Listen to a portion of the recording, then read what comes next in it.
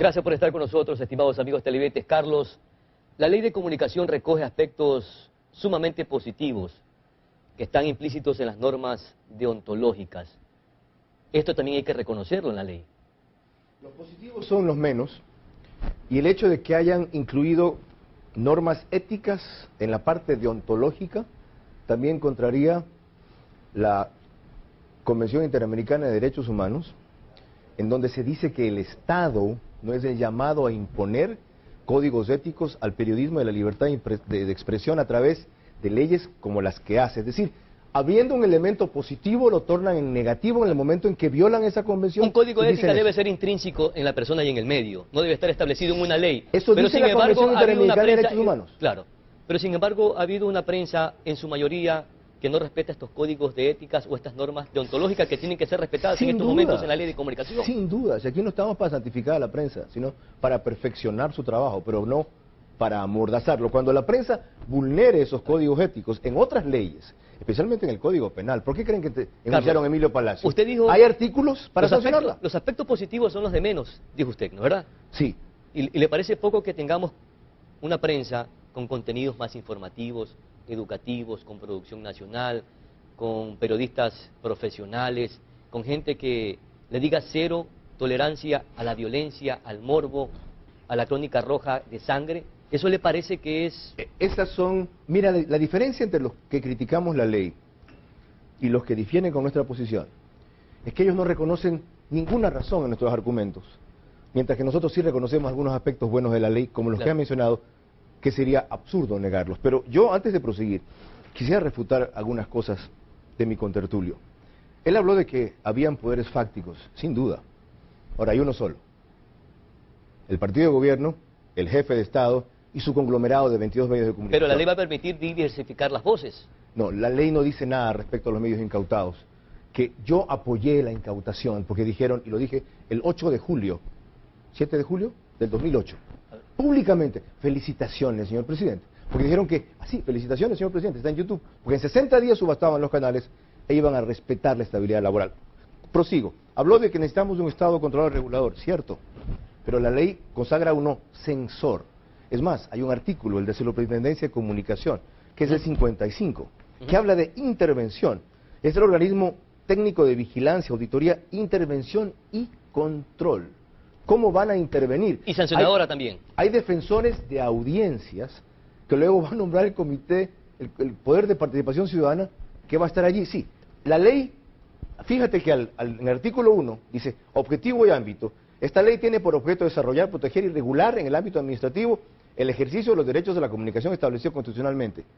Miente en cuanto que omite un aspecto, sancionar, lo que tú mencionabas. La ley sanciona y el artículo 1 dice que no es un objetivo sancionar. Prosigo.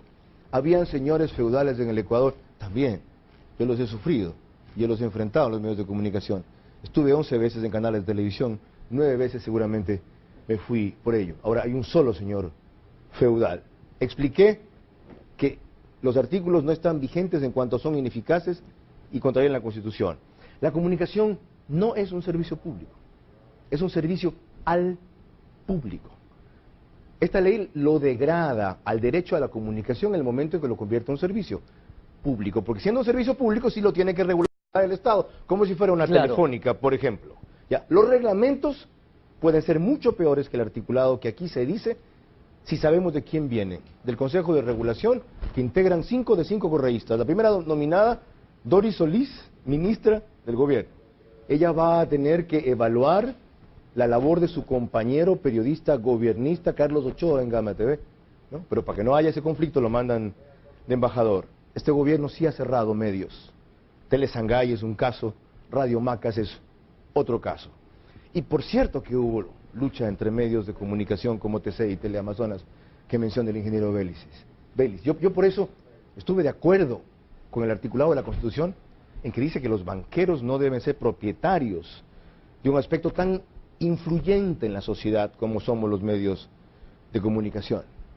Pero estoy absolutamente en contra en que el mayor propietario de bancos ahora, que es el Estado, que tiene 5 o 6 bancos, uno solo eficiente, el del BIES, los demás corruptos, sea el nuevo propietario de medios de comunicación. ¿Y cuál sería la alternativa para regular a esa prensa mercantilista, a esa prensa corrupta que menciona el gobierno?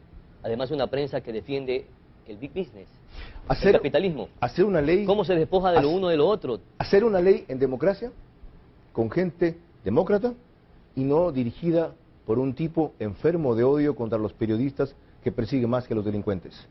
Eso. Y lo otro, el negocio, siempre y cuando sea lícito, no tiene que ser criticado por mercantilista. Entonces saquen la publicidad, pues, de Gama TV, ITC y todas las radios oficiales del Estado. Vivan, pues, solamente de lo que es productividad.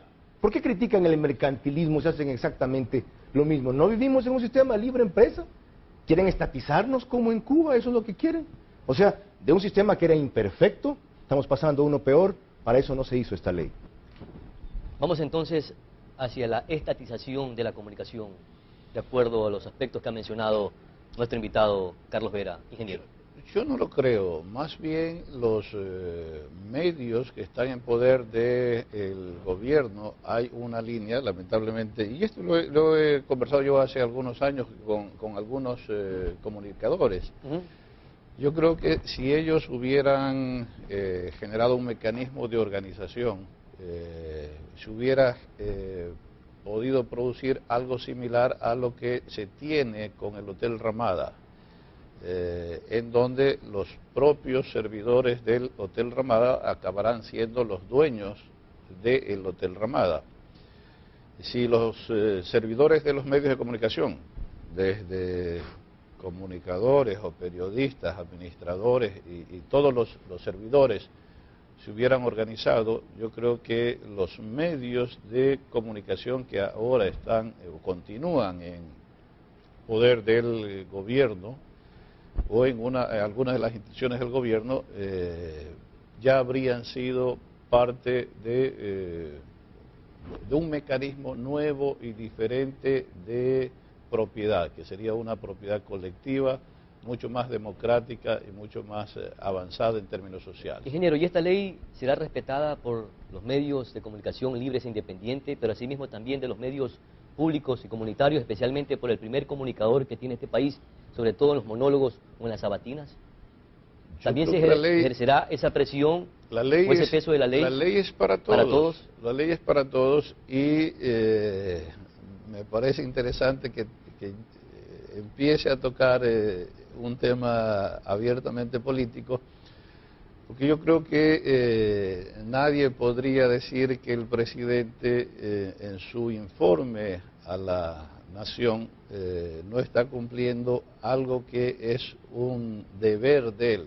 El deber como presidente es informar a sus ciudadanos, a los ciudadanos que lo elegimos y a todos los ciudadanos del Ecuador, de manera que ingeniero, le hago aquí un apenas paréntesis está cumpliendo él lo que es un deber para él. Para ser concomitante con lo que usted está mencionando, en uno de los literales del artículo 10 se refiere a la abstención de realizar y difundir contenidos y comentarios discriminatorios. El presidente de la República en sus sabatinas utiliza epítetos groseros que ofenden a los personajes públicos, periodistas y políticos, gorditas horrorosas, etcétera, etcétera. Nuestro invitado en estos momentos también varias veces, por repetidas ocasiones, ha provocado linchamientos mediáticos. Pero si usted recuerda las expresiones que ha usado Carlos, por ejemplo, más de una vez ha dicho dictador, enfermo, etcétera, casi todas esas o sea, ¿es una contestación a los insultos del periodismo, de la prensa? Yo no recuerdo que el presidente haya usado en ningún caso expresiones de esa naturaleza. Y más fuertes, que no las recuerdo ahorita en este minuto. Pero en el caso de este programa, Carlos sí las está usando, de manera que en muy pocos países un ciudadano podría dirigirse en esos términos o podría emitir esos términos al propio presidente de la República. Mofarse de los adversarios políticos, hacer parodias de sus adversarios políticos, incluidos hasta los periodistas, no es una forma discriminatoria. El último fin de semana lo evidenciamos, que se burlaba de uno de sus adversarios, de Jaime Nebot, haciendo un remedo, haciendo una parodia, etcétera. Entonces, ¿quién va a controlar ese tipo de comportamientos inusuales del primer mandatario de la nación. En el caso del Ecuador, ese es un tema que probablemente sea de los más destacados de la lucha política del país.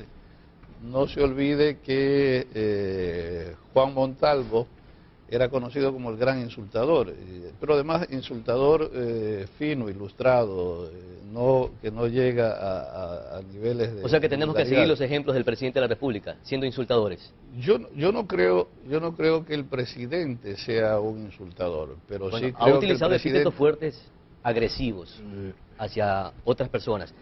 Otro de los aspectos positivos de la ley, ingeniero, son las que están implícitos, digo yo, en la esencia de la ley, que son las normas y los códigos deontológicos, y es precisamente respetar los preceptos constitucionales de verificación, de oportunidad, de contextualización y contrastación en la difusión de la información de relevancia pública o interés general.